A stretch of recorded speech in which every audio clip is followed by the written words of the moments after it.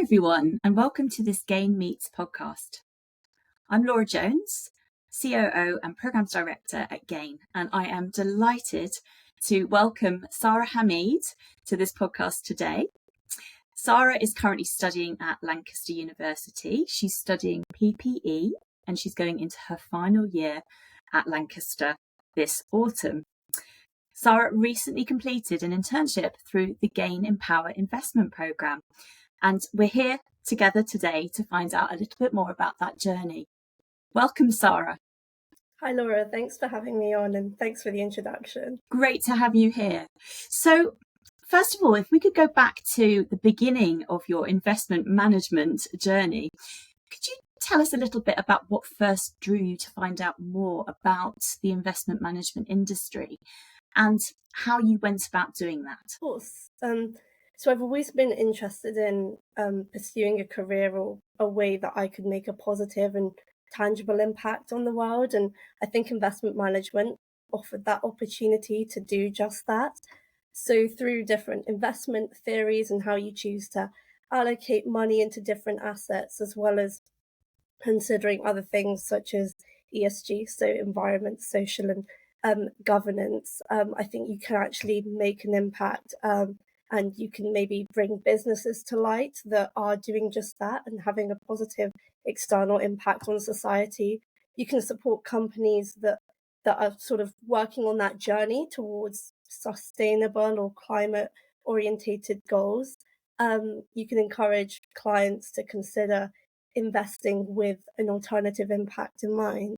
And perhaps even beyond that, you can empower people to better consider the importance of personal finance or financial literacy based off of what you're doing.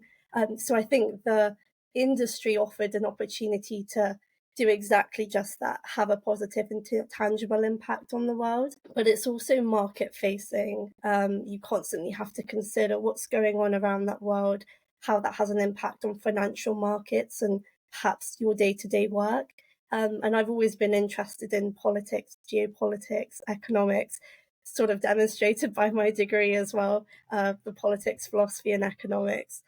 So again, this was an opportunity to really see what I read on paper and how that has an impact on the day-to-day and in real world scenarios. And then even beyond that, in terms of how I first got my experience of investment management, Amplify Me, which is a partner organization with Gain, they run simulations, and one of them focuses around the role of a portfolio manager, so looking at investment management, asset management. And through doing those simulations, I was lucky enough to have been offered a sponsored place on their summer analyst program last summer, and this provided further exposure to the industry, sort of solidified my my understanding that this was where I wanted to head, where I wanted my career to develop. And that's sort of how I got in touch with Gain, applied for the Power Investment Programme. And Gain also partners with them. So part of our pre-internship training was with Amplify, but you provide a greater focus on investment management as that sector and area of the industry. So I started to get involved with all the other opportunities you offer. That's wonderful. And of course, Amplify Me are a partner of Gain's on the Empower Investment Internship Programme. So you would have come into contact with Amplify Me again a little later on in your investment management journey. So just to summarise, for any students out there who have heard of investment management, but not too sure what it's about, where to start, from your own experience, what would you say are the first steps that they should take in learning more? Of course. So I've actually produced content on just that question on my Instagram page, 10 Weeks in Edinburgh. So if anyone wants to hear about more advice in terms of getting an internship, breaking into the industry, feel free to have a look at that. In terms of my three main pieces of advice, firstly, I'd recommend that you try and learn more about markets and understand ideas and concepts behind investing. So in terms of market news, there's so many sources out there one that I always recommend to people is Reuters. They do these morning newsletters every single day, so you can see what's been happening in the markets, if there's any important news coming out. And I find that the way that they write about it as well is in a really easy to understand way. So you can start to pick up on the jargon and concepts used and how that is related. What do you count as important and unimportant? What's seen as a serious challenge or something that's going to really support the industry in different areas within it? So that's a great first step to take. There are so many other resources out there as well. Plenty of books. One that I'm reading at the moment is called Reimagining Capitalism in a World on Fire by Rebecca Henderson.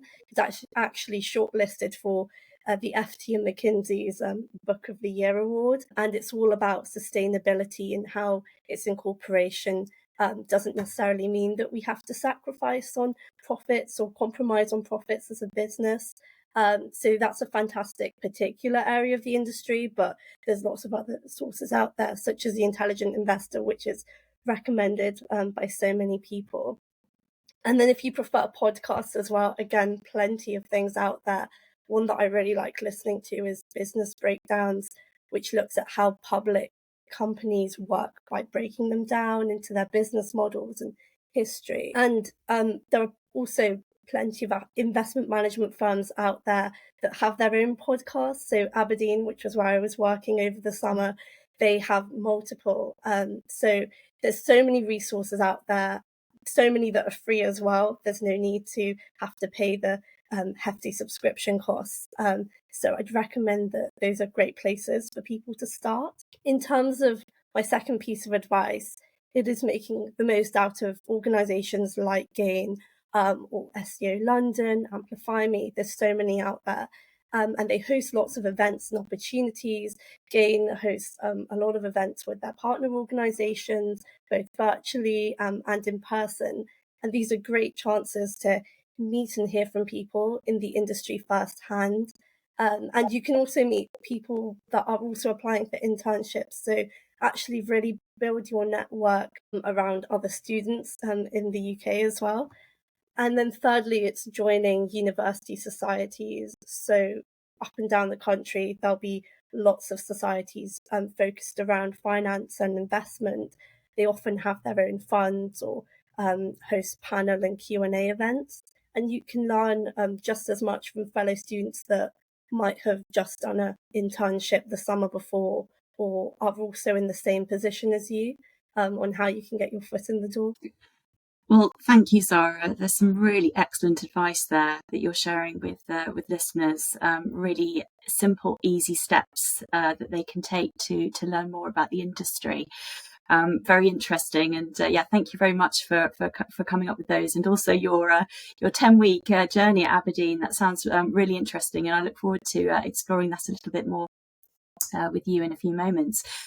Just turning to your Gain experience, and you just mentioned there some of the benefits that you found through being part of the Gain community. Would you be able to highlight some of the opportunities that you've had on your Gain journey that you have found most valuable? So firstly, I think the most significant thing that I've done with Gain is the Empower Investment Programme, because I was firsthand able to secure an internship and an opportunity to experience working in the industry. And they've really supported me throughout the process as well. So there was interview preparation sessions, there was a pre-internship training session with Amplify Me, and as part of being an intern on the programme, you were also matched with a mentor, someone that's already working in the industry. And there was an avid effort to try and ensure that your mentor wasn't working as part of the same organisation. So you can actually build perhaps more of an open relationship, ask any questions, gain an alternative perspective, but also build your knowledge and network through them. And part of also being on the programme means that you are part of a wider network. So they run networking events in the summer. And this is an opportunity to not only meet other interns on the programme, but mentors or people that have volunteered their time from partner firms. And so again, you build your network, you meet other people that are in the same position as you, as well as people that have been working in the industry for a long time. And we were actually encouraged to set up our own group chat, build our networks proactively amongst the fellow interns as well. So there's just alone with the internship program, you pick up on a lot of skills when you get to meet a lot of people. Beyond that, I attended panel sessions both virtually and in person. I think this is something that Gain do particularly well, that it can be quite difficult to go to things in person. Doing things virtually means that practically you can have as many numbers as you want and join and listen in. And again, that enabled me to hear from people in the industry firsthand, pick up on some technical knowledge. There were a lot of panels, for example, focused around sustainability and ESG, which is a huge thematic in the industry at the moment. So actually understanding what the impact of that really is on the day-to-day and how people think about it from an investment perspective. And Gain also run numerous insight days. So I was able to go along to an insight day with a partner firm. And this again helped me meet people both at the firm, but also fellow students that were applying for internships and different programs. You could ask questions about people's experience in the industry, on the technical side of things. And there was a stock selection activity as well. So different ways to build upon your technical knowledge too. It's wonderful to hear that you've embraced so many of the opportunities that Gain provides students in different ways, from the Insight Days experience to the panel discussions and the Empower Investment Internship Programme. And I'm assuming that you have heard about these opportunities through the student newsletter. Yes, so I think that's a great first point of call for people to sign up and just every week have a look at what's going on. Again, following Gain on social media platforms, LinkedIn, Instagram. I believe you're on TikTok as well. So yeah, there's different ways that you can get in touch, see what's going on, and maybe attend an event or two. Fantastic. So if we could rewind a little bit to the application process for the Gain Empower Investment Internship Programme. We have applications opening on the 9th of September for our 2025 internship programme. It would be really helpful for anybody who's thinking about applying just to understand a bit about your own journey and what that looked like when you applied to the Gain internship programme, including how the interview process worked with your internship firm, Aberdeen. Would you be able to talk us a little bit through that? Sure. So in terms of the application process with Gain specifically, it consisted of 5 competency-based written questions. So they're competency-based in the sense that they sort of wanted to gauge my experience, why I was interested in a career in investment management, learn about me as a person. And one thing I'd say to people here is that not to worry if they don't have any first-hand experience within the industry. It's more about getting a feel for what you've done, the transferable skills, and really why you've applied in the first place. And part of that process also consisted of submitting a CV. And then what Gain do is screen these applications, shortlist the number of people that have applied for the program, and then they send off your CV and written answers to partner firms who will interview you and then decide if you are a right fit for the role. So in my case, this was with Aberdeen. In terms of the process with Aberdeen specifically, I had both a case study exercise with other applicants and then an individual interview that also consisted of a short presentation at the beginning. And then I suppose in terms of my advice around the different stages, so firstly on the written questions, again, there's no pressure to have any direct experience or technical knowledge. It's more about your transferable skills. And I mentioned things such as my experience in roles which were perhaps client-facing, working with a team, and it's really just to see why are you interested in the industry overall. For your CV, it's generally an industry standard, especially at the early careers stage, that your CV isn't longer than 1 page. And again, here, just emphasize your transferable skills, maybe include a few of your extracurriculars that sort of give a feel for you as a person, although obviously that's not the focus of the CV. It is about your experience overall. And again, this is something that shouldn't be longer than 1 page, ideally. In terms of the interview stage, so once my application had been passed on to a member firm, so just before that process, before you start to hear back from firms calling you for interviews, there was an interview skills workshop with volunteers that are working in the industry firsthand. So we ran through questions as a group, and obviously you were doing this with someone that has interviewed countless people, so their advice was invaluable. And it was really nice that it's quite a relaxed environment, so you can really pick up on where you can improve, as well as what are some key strengths and things that they're looking for. And then with my Aberdeen specific experience, so we started off with a group case study. And this isn't looking at the information that you're talking about per se. There's a slightly greater focus and emphasis on how you interact in a group. If you disagree on a point, are you able to get that across in a very productive and professional way? Are you collaborating with others? If there's someone that's a little bit quieter, are you trying to encourage them to give their point of view across as well? So it's more about how you also like apply and process information, because they often do a Q&A stage at the end, looking at maybe your opinion as well as how you communicate it. And then in terms of the individual interview, so it started off with a presentation. I provided slides for the presentation, which wasn't a requirement, but that probably showed that I was willing to go the extra mile, and how I was able to use a support tool to better communicate information and my point of view. And again, they obviously ask questions. So have I formed an opinion? How have I understood and interpreted the information that I was given? And then for the interview itself, perhaps unusually for the industry, the questions were all competency based. So normally you'll be asked a mix of technical and competency questions when you apply for internships in the industry. But with Aberdeen, it was a focus on competency. So again, it's just trying to understand you as a person, your aptitudes for the role. What are some of your soft skills and your personality? What are some of your strengths? And how can you really apply that to a wider experience within a finance specific role?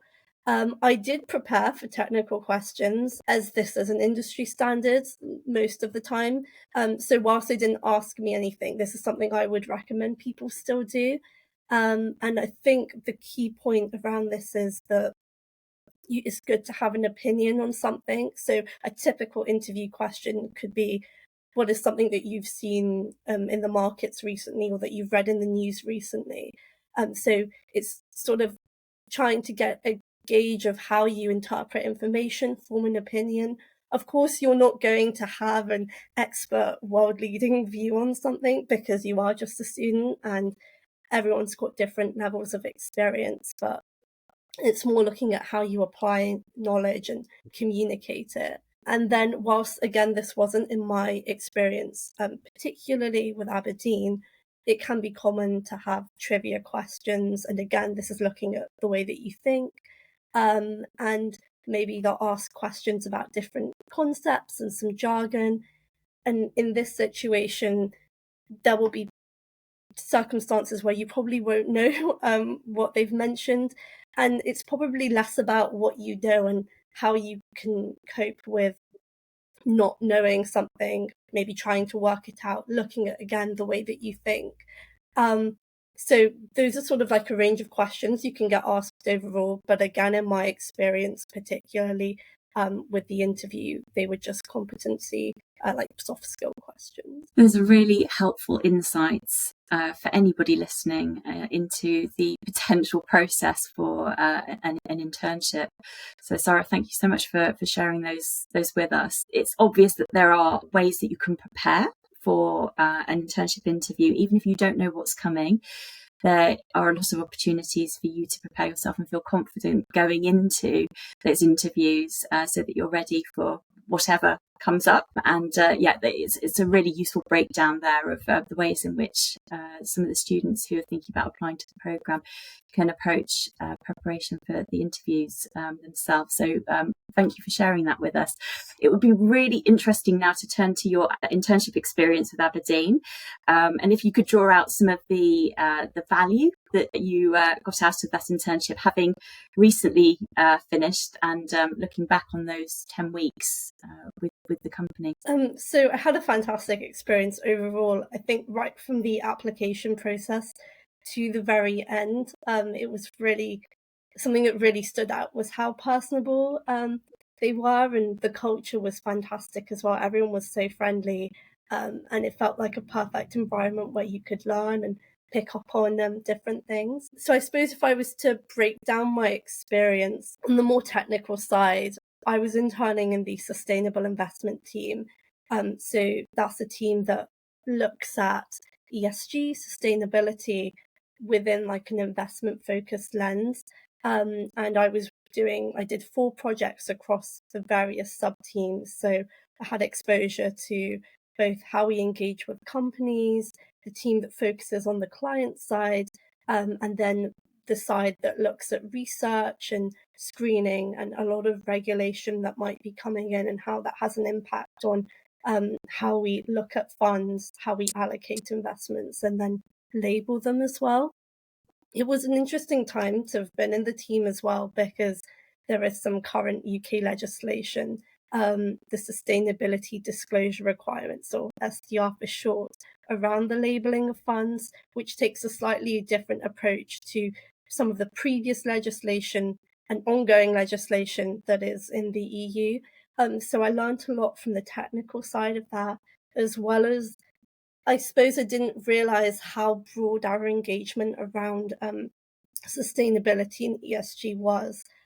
So I don't think I'd really thought about the fact that you'd engage with companies and see how they're progressing towards their objectives, as well as the number of client questions that might come in around sustainability and how Aberdeen approached that particularly.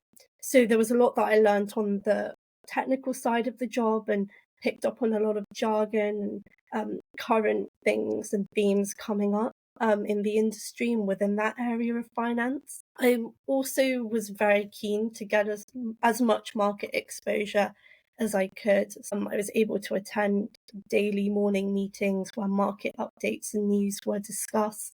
And that was something that all the interns were involved with, or the majority of the interns within investments were involved with. So it was a great opportunity to again pick up on jargon, ask questions, and also stay up to date with what's going on around the world, because that is quite important for the industry as a whole, and also important within investment management. And then I think something that is quite invaluable, perhaps more difficult to do when you're not working within the industry itself, is the ability to network with colleagues and people across the business. So I was able to have a better understanding of Aberdeen as a whole, as well as to learn about the different teams and roles on offer, and pick up on advice from people with varying experiences. So right from the graduates to people that had been working in the industry for over 15, 20 years. And it sort of helped me to also build on where I wanted my experience to go.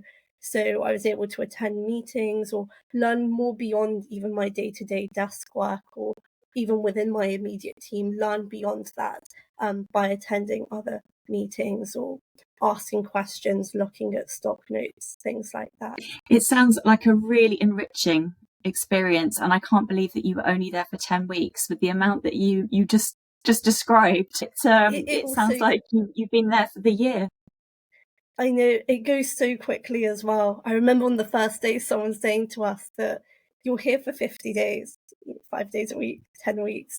And it goes so quickly, especially when you look back, you think time just flew by. So yeah, it's great to go in with maybe some objectives, and to try and make the most out of any opportunity that arises as well. How did you manage the mentor meetings during your time at Aberdeen? And how much of your experiences with Aberdeen and your objectives were you discussing with your mentor? Yes, so it was quite, well, of course you're balancing your own schedule with theirs. I found that in terms of communication, finding a way that worked well for us. So Gain used like a particular app, Mentor Loop, for that communication, but I think we decided that email probably worked better for us. And instead, sort of making sure that you've got consistent communication, trying to find a slot. And I think you'd be surprised by how willing people are to set time aside. So in my mentor in particular, I know that despite his busy schedule, he was really generous with his time. And in terms of networking and meeting people within Aberdeen as well, that was something that shocked me, was how generous people were with their time to have a chat. And in terms of my main conversations with my Gain mentor in particular, I I found that it was a really good relationship to have, where you could be honest on your objectives, your experiences, and you could kind of work through where you wanted your career to develop and grow as well. So I could sort of suggest, oh, I'm really interested in this area. And again, he would have a lot of technical knowledge behind it, or would be able to offer advice on, how to go about it. But it was an invaluable source to have in terms of having someone that you could bounce ideas off of, and also um, sort of support you throughout the 10 weeks so you could make the most out of your opportunity. I'm so pleased. You were coming and going a little bit there, Sara, so we might have to edit that bit, Chelsea. But I think that we certainly heard a lot of the early parts of your mentor experience, and I'm really pleased again that you managed to find the time in your busy schedule with Aberdeen to meet with your mentor and have those really open discussions where you can ask anything that you want to, which is definitely the purpose of these meetings. So finally, it's the all-important question, Sara, I'm going to ask you. Has your internship in investment management inspired you to continue to pursue the direction of going into an investment management career? Most definitely. I mean, I'm fortunate to have been offered a return invitation onto Aberdeen's graduate scheme next year. So after my final year at university, thank you very much. So that's obviously an exciting chance to sort of carry on with how things have been. But in terms of the internship, I think it confirmed that this was where I wanted my career to develop and grow, and enabled me to get that first-hand experience of working in the industry, as well as through different conversations I've had with people, and experiences I've had both on and beyond the desk, work out where I would like my career to head, which sort of teams I'm interested in, and how I can see my career path panning out. And so, yeah, really excited to see where everything goes after my last year at university. But I think overall, beyond even the internship, my experience with Gain has inspired me to share my advice and experience with other students hoping to break into the industry. And a key piece of advice I'd give for anyone that's listening is to just apply and to go for it.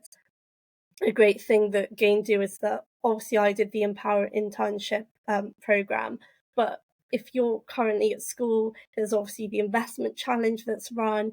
If you're a first year university student, there is an alternative program run. So there are so many opportunities to get involved. And even if you're not entirely sure, I'd recommend to just go for it and apply, because you don't know where it could lead you.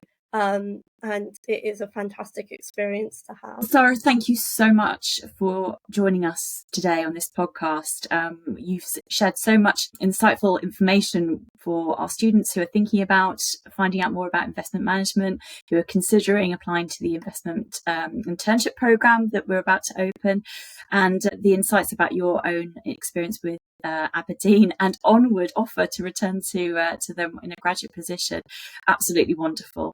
Really, thank you. It's been a real delight to speak to you today. No, thank you very much. And yeah, final messages. Good luck to anyone that's applying to the industry.